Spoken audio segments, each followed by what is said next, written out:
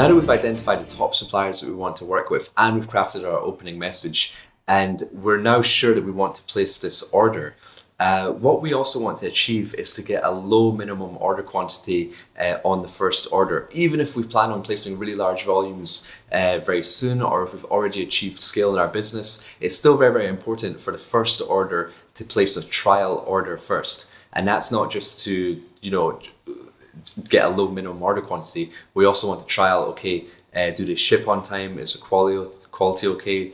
Do they pass their third-party inspections? Do they clear customs okay? So we're just really giving them the test first to make sure that they can meet our requirements. And then after we've gone through the order process fine, we've had the goods delivered into Amazon, we didn't have many negative reviews or any returns. So we're like, okay, cool. This is a supplier which passed the test. We can build and grow with them. So now we want to go and place those larger orders. But first, we want that trial order, which is typically going to be a low MOQ. So in this video, I'm going to share with you my strategies of how we can get a low minimum order quantity without inflating the price. So let's get into it. Okay, guys, so here we go. We are now going to go over how do we get the low MOQ. So this is just an image with myself with a supplier in China. I just put that there for no reason. But let's just go on to the MOQ. So my first point is, in order to get low MOQ, minimum order quantity, the best way to do this is to show our strength and leverage and make the supplier want to work with you. Now, we covered this in the supplier outreach video. We mentioned a little bit about ourselves. I'm going to go into a little bit more detail here. So how can we build strength? How can we show leverage? How can we make the supplier want to work with us? Even if we're just establishing our business today, you might think, oh, I don't have that strength. I don't have that leverage yet. Well, here's a good few examples that you can use. So I like to say we have multiple sales channels. We sell on Amazon and we sell on Shopify, or whatever other website that you sell on. You can mention that as well. So you're not just limited to only Amazon. And that's even if you're building your Shopify store or you plan to do one in the future. Then I'm going to mention where we're selling, both online and offline, and that offline can exist of independent stores, retailers, even garage sales, as I mentioned, and online can take many different shapes and forms as well. Then we also mentioned that we work with the top influencers and KOLs, which again is a key opinion leaders. And you can also reference the volumes of your orders. And if it's a new product that you've never done before, well, you can reference the volumes of other items. Like, let's say you're a very big seller for water bottles, and now you want to get into, I don't know, coffee, the French press, right? You can say that this is our bottle business. We're normally doing 2,000 units per month, and now we're going to get into the French press business. So you kind of set the precedent of, like, how to sell products, how to be successful. Now this is a new product that you want to select, and they're anticipating that you can also grow your order volumes to that size as well. Then you also want to highlight which markets you supply, because and even if you don't supply these markets yet, you can mention which markets you intend to supply, not just the US market, but you're also going to be selling in the UK market, the European market, and also possibly the Japanese market as well. And why this is important is that the more markets that you sell into, the more desirable of a customer that you are for that supplier. And I'll give you a quick example. When Trump put the tariffs up a couple of years ago and imposed massive import duties on certain products, well, now it was much harder to export products to the USA. What a product which was 15% duty is now 40% duty, so that product maybe not be profitable anymore. But if you say, hey, we also do the same product into the UK and the Japanese market, they aren't affected, so they know that you're still going to be purchasing from that factory, the more markets that you supply. And then you can also mention how many years experience you have in your industry. So for example, this might be your first year selling online and you're doing a yoga mat, but let's say you've been a yoga instructor for the last 5 years or 15 years. You say that I have 15 years experience with this product. So they're not only looking at you like, okay, you're a very serious customer, but you're also someone which can help them improve the product as well, because you are a product practitioner and you know a lot about this product as well. So that's very valuable to them. So the things that we've covered here in order to show our strength and show our leverage makes the supplier want to feel like, okay, this is a customer I want to work with. So if the minimum order quantity is 1,000 units, but you only want 300. Well, they're a lot more likely to give you that 300 now, because you've said that the right things for them, that they want to work with you for the long term. So you've kind of dangled the carrot, if you will, to be like, hey, we're a big customer. We can grow together. These are everywhere that we supply, how we sell, where we're selling. And they're just thinking, okay, well, if we just do this order for 300 units, even though we're not going to make much money on it, but hey, at least we've got in that customer that we wanted. But if you never stated any of these things and then you ask for the 300 pieces, they're a lot less likely to give it to you. Now, second point on how to get a lower MOQ is to find a smaller manufacturer.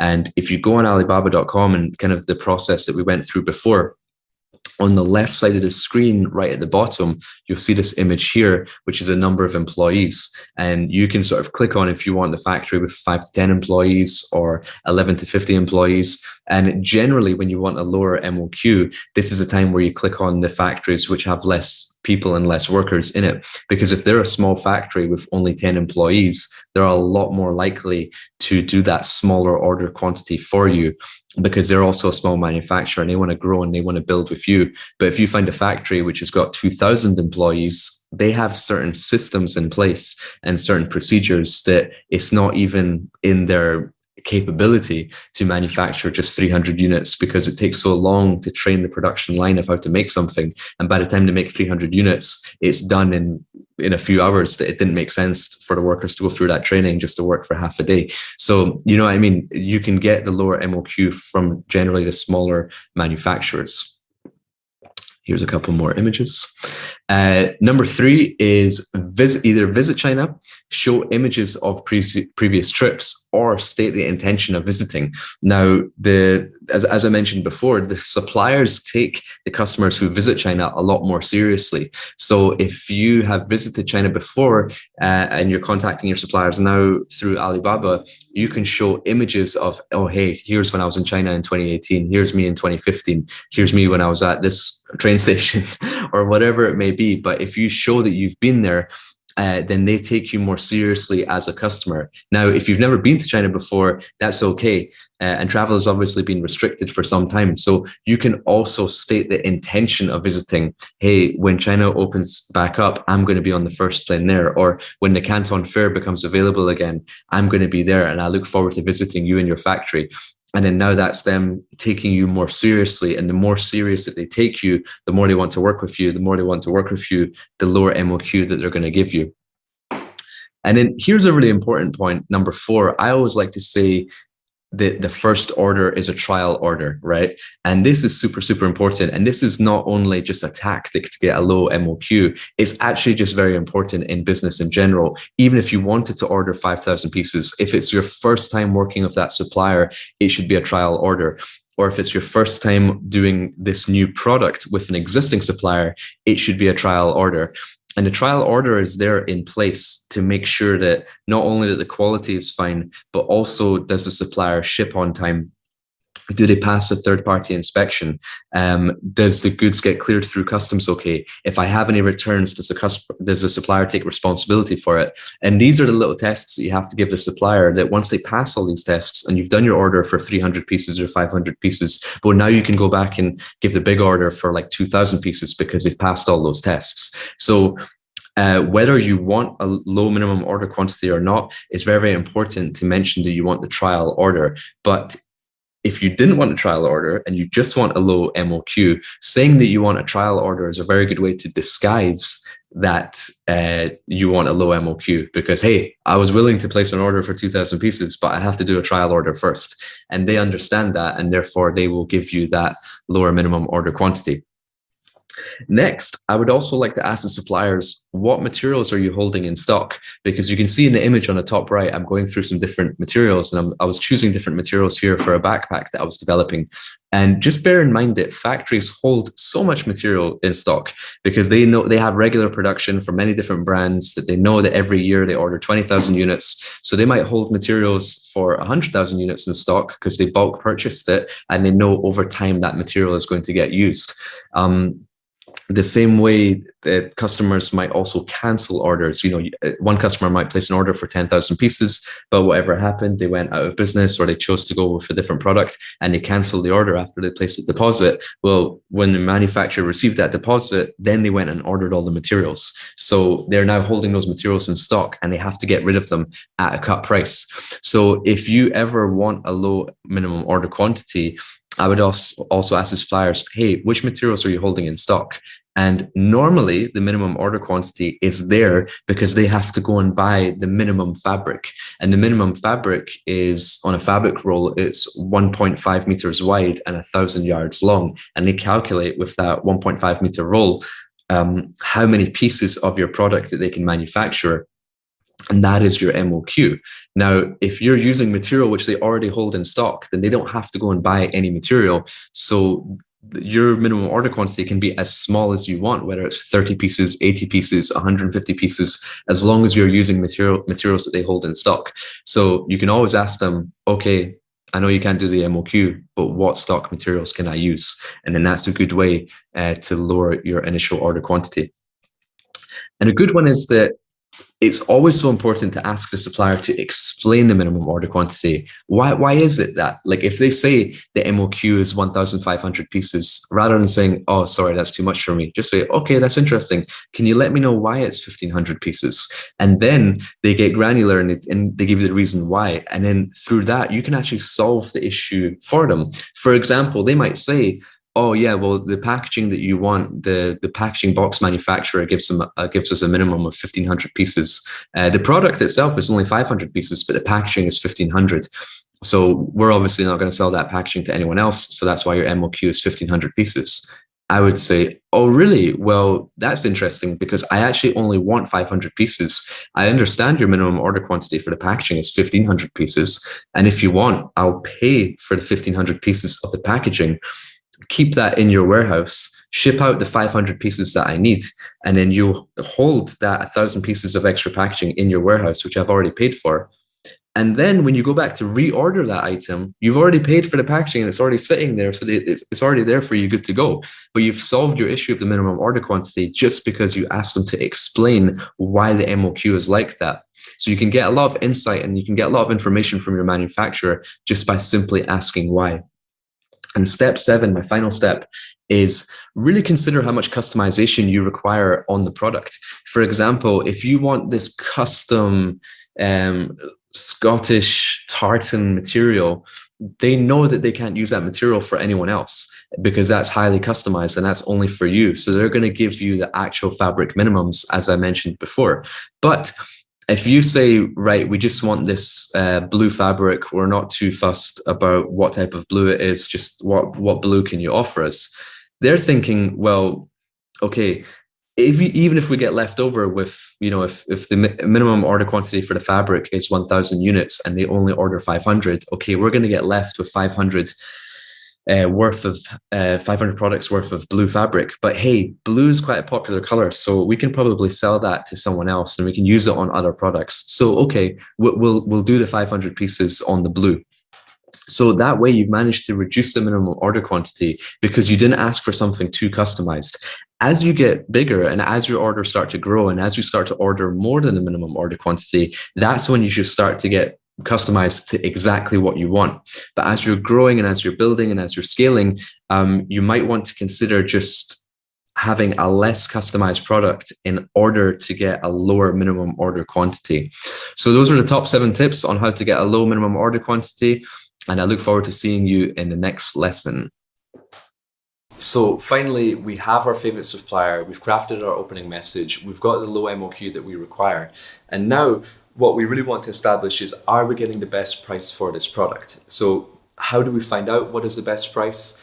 How do we negotiate the price to the lowest that we can be while still being fair? Because I always say in China, you can get any price that you want. If you want a $5 price for an $8 item, you can get that, but you're going to feel it in the quality and your negative reviews. So we really want to get the lowest possible price whilst maintaining the quality standards that we want. So in this video, I'm going to share with you my strategies of how we get the lowest price. Let's dive into it. So here we go, how to negotiate price. again, I've got a couple of images with a few of my suppliers, a few of my friends in China. And the top right, that's me and my brother having dinner with one of our suppliers in Guangzhou after a long day at the fair. So the first point, imitate and innovate. This is a good way to get a price, because what I like to say is, first of all, I don't like to copy products. I don't like to just take what someone else is doing and sell that, because it's a race to the bottom in terms of price. But what I do like to do is take a concept that already works and innovate on top of it, which is what I mean by imitate and innovate. I have to bring something out to the market which I know is better than what already exists out there. But the reason that I would take a concept that already works, and I would only do this from a product that I've seen from a certain factory, is that they have already made this product. So they've already gone through all the teething issues and the teething problems of when they were doing the cutting patterns, like let's say it's a backpack, when they were making the back panel, when they were adding the foam in the shoulder straps, when they were adding the waterproof coating, when they were adding the inside lining, they've already figured all that out, and they've already made all the cutting patterns. They've already shaped all the molds for cutting the fabric. So now you're saying, okay, I like this product, but I want to add an additional layer of waterproof coating, or I want to add a rain cover that comes out of the bottom, which can cover the bag, or I want to change the color to a sandy desert color because I want to sell this to a market in the Middle East, which they go out into the desert. So you can innovate on top of a concept that already works, but you're not going to get charged the development cost of it because someone has already gone through developing that item and you've just made a change on top of it. So that is a good way to get an existing product at a low price and not have to pay for the development costs. Then I would also say work in partnership with your supplier and work with suppliers for the long term. And we covered this in the reach out message. I made it very clear that about those words, long term, and the suppliers like those customers who work in partnership and they work in the long term. So they're not thinking, a supplier's not thinking, right, how much money am I going to make from this order? They're thinking about how much money am I going to make from this customer over the next 3, 5, 10 years. And when you stipulate we're going to be working together for the long term, they're thinking about 5 to 10 years worth of orders, not maximize profit on the first order. So they don't mind to give you the fair price. They don't mind to give you a good price for you because they want to lock you in as a customer. But the key is to having those key words of partnership and long term and make that explicitly clear. And once you use those words, just watch how happy your supplier gets. And if you've ever seen much of my content before, you'll see how much I stress the importance of building relationships with your suppliers. Now, the best way to build these relationships, as you can see from the images, is going to China and doing it face-to-face or going to trade shows and things like that. But you can also build relationships via WeChat. And for those of you who don't know, WeChat is an application on your phone. That's the Chinese equivalent to Facebook Messenger or WhatsApp or anything like this. And while you want to have all your formal conversations on email where you're confirming the price and the delivery date and showing images of the product, I use WeChat to build up my relationship, and I'll have conversations like, hey, how was your weekend? What did you get up to? Can you send me some photos of what a typical Chinese dinner looks like? Hey, this is me and my friends. We're at the game. And it's like you want to get comfortable with just having text conversations with them so that when you have something quick that you need to resolve, like, oh, hey, these goods need to ship out next week. Can you just go down to the factory real quick and share a video with me of that the goods are ready? You've already got that relationship with them on WeChat. And the better relationships that you have with the supplier, the better price that you're going to get. Because at the end of the day, people do business with people. And once you develop that closeness with your supplier, I'll give you an example. One of my suppliers turned into becoming one of my best friends. And he asked me to name his child because they give their child a Chinese name and also an English name. He asked me to name his child in English. And what a great privilege and honor for me. But I'm thinking, well, this is a guy who likes me enough to allow me to name his child. He's not going to screw me on the price when I'm buying products from his factory, right? So that all came from building relationships over time and sharing experiences together. And WeChat is the best way for you to start to build those relationships. And as you grow them over the months and over the years, you can start to see that you actually will get the best prices for your products. And it's actually just a lot of fun as well to be in business with people that you get along with. Next, to get a low price, you also want to ask what materials that they're holding in stock. And we touched on this in the last lesson when we were referring to getting a low MOQ, that you want to ask what materials they're holding in stock. Well, same goes for the price as well. If they're holding materials in stock, that might be a material which they purchased 1 year ago or 2 years ago, or it's from a cancelled order. So it's costing them a lot less. And sometimes they just want to get these materials out of their factory because it's just been sat there for so long. So quite often, if you ask for a price on something which they're holding in stock, you can get a much lower price than if it's something to be quite new and they have to go and pay today's labor costs and they have to pay today's raw material cost. So you can get the price down by asking for stock materials. Oh, that's the WeChat logo, which has just decided to appear now. If you're looking in the App Store to download the app WeChat, that's what it looks like. My next point on how to get a low price is to, and this is probably the most important out of the 10 points which I'm going to go over, is get the full specification sheet and compare apples with apples. And I'm going to show you an example of what a specification sheet looks like on the next slide. But the reason why I say is get the full specification sheet is, let's take an example of a furniture chair, an outdoor furniture chair, right? You might go on Alibaba, talk to 3 different suppliers, say, hey, what's the price for that furniture chair? And you get the price like $6.50, $7, $7.30. But everyone's quoting on different things because they're quoting on how they make their furniture chair. But you haven't said to them, this is the chair that I want to purchase. So what you want to do is create a specification sheet. This is something that you can make yourself, which has just got a basic image of the product, the materials, the dimensions, any Pantone colors, any detail you have about the product. You just write it down in a Google Doc, or you just add some images, you PDF it, you add your logo, and you send that out. And that is your specification sheet. And then what's interesting is, as you start to get the prices back, and sorry, on the specification sheet, you would mention, okay, this is the outdoor furniture chair. We're using steel tubing. This is the thickness of the steel. This is the dimensions of the chair, 40 by 80 centimeters. The chair material is 600D polyester. And you've given all these specifications. So everyone is quoting on the exact same thing. But before, supplier A was quoting for aluminium tubing and supplier B was quoting for steel tubing.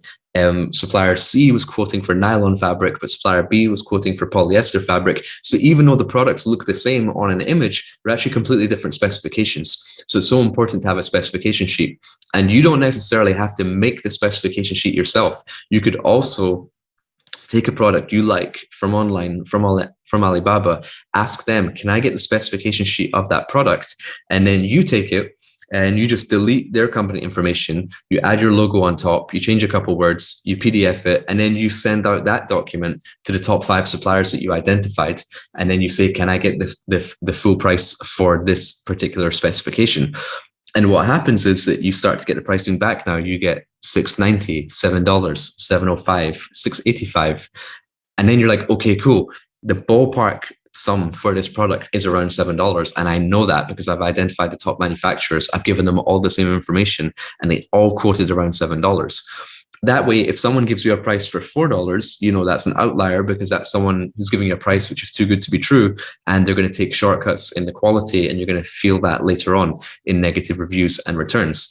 The same way, if someone gives you a price of $12, they're trying to take advantage and they're going to add a much higher margin onto the price, but you know that price is not true, because you figured out what is the exact cost of goods. And then when you do want to negotiate price, you can negotiate it in a fair way because you know that the ballpark price for that product is $7. So if you get it down to maybe $6.75, you know that's a fair price because that is slightly lower than the lowest price that you got.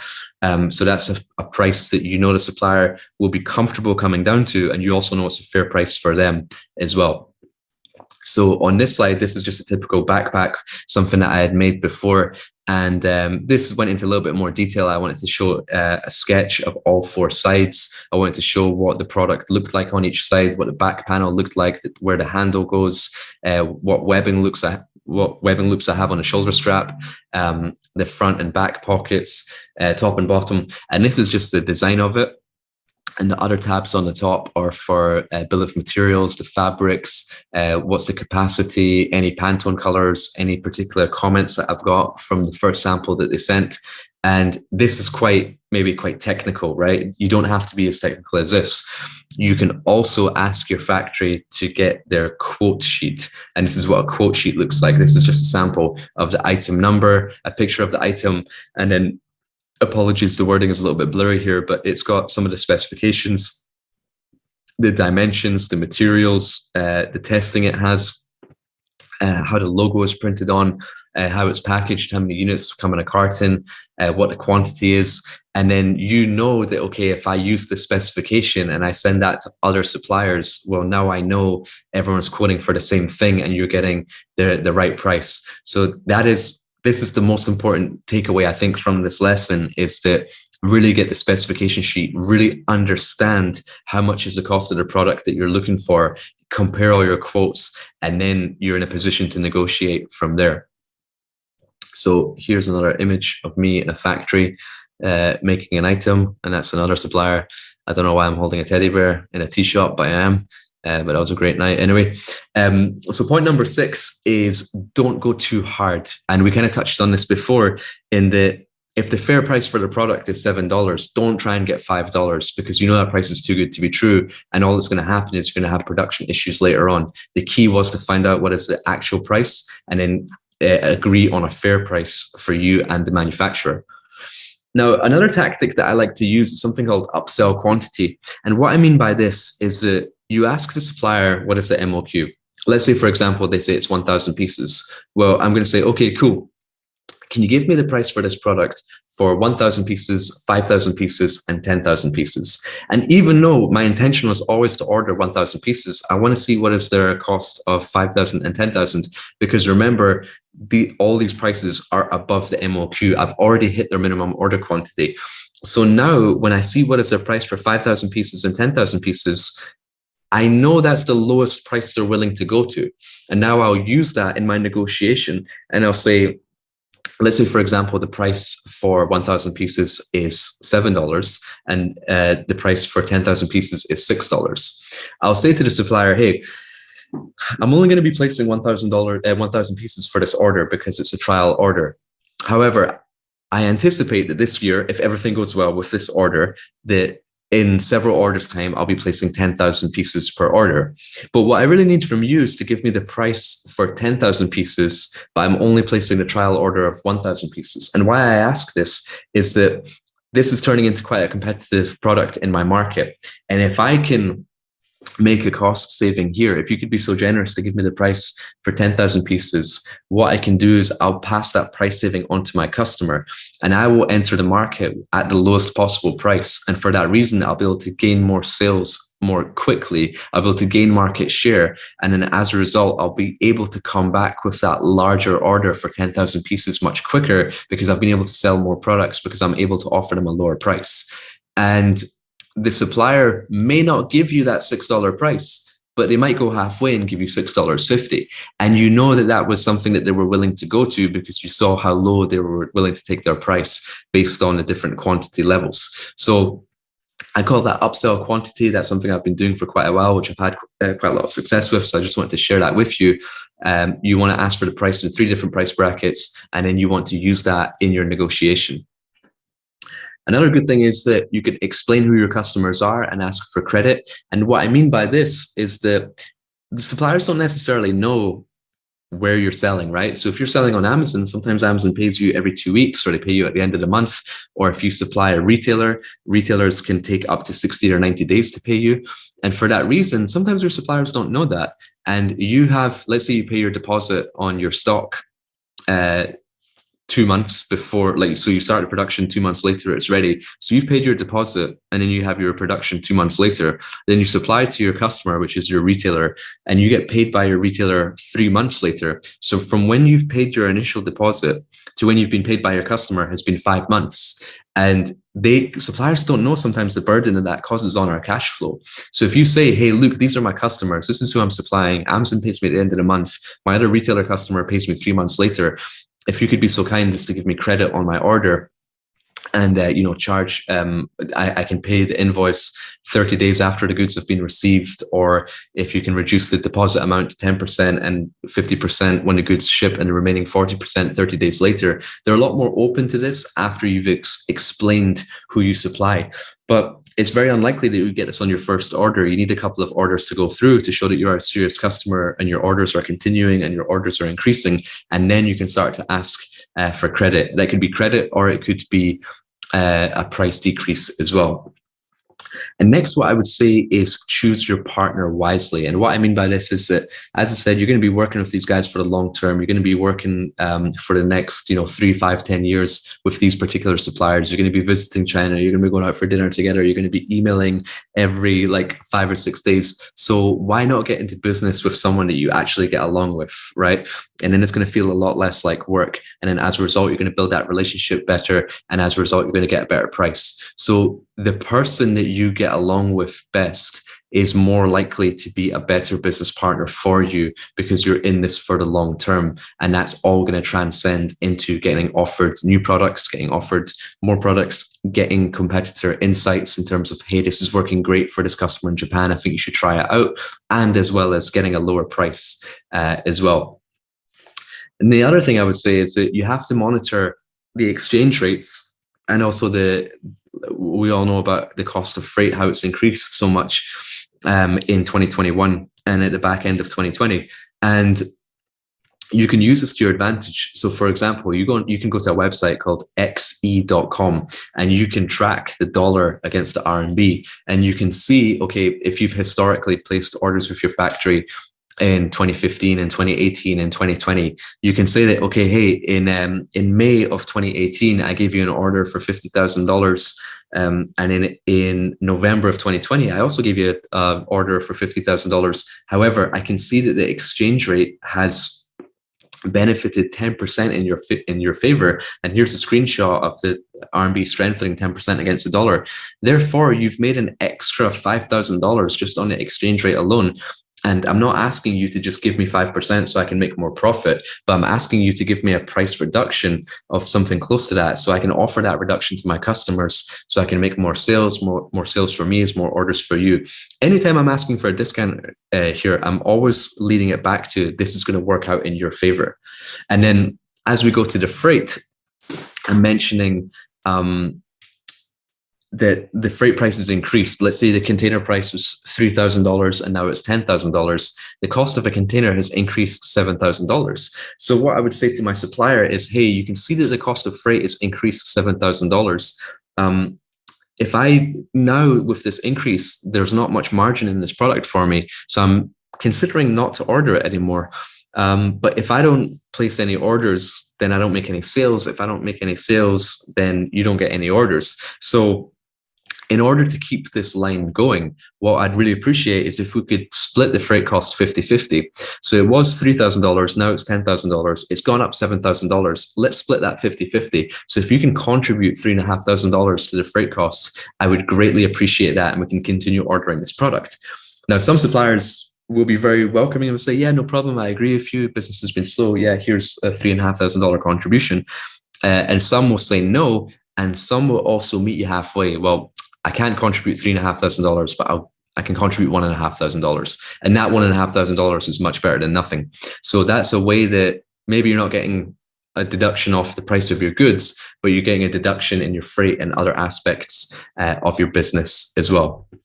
And the final thing I would say in terms of getting a better price, and this corresponds to the image that's shown on the right here, is make one item yourself.